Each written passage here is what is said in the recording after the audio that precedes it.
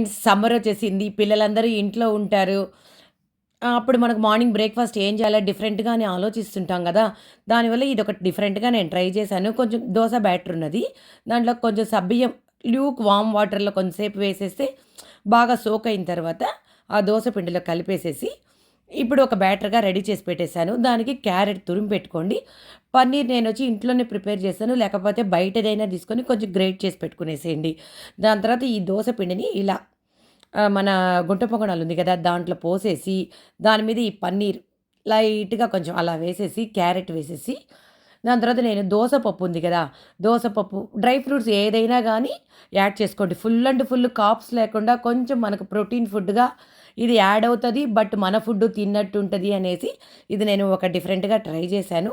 ఈరోజు అది ఆ గుంట పొంగనాలు ప్లస్ వచ్చేసి పెనంలో చిన్న మినీ ఊతప్పాలుగా గూడా పోసాను. నా వీడియోలో చూపిస్తా నేను. కొంచెం దోస పప్పు వేసుకునేసి 2 పక్కల రోస్ట్ చేసుకోండి. బాగా టేస్టీగా ఉందండి ఇదసలు. కొంచెం మనం ఎప్పుడు నార్మల్ దోస, ఊతప్పంలాగా లేకుండా పిల్లలు ఇష్టపడేటట్లుగా బాగుంది. దానికి నేను చట్నీ కాంబినేషన్‌గా చేశాను. వెరీ నైస్ టేస్ట్ అండి.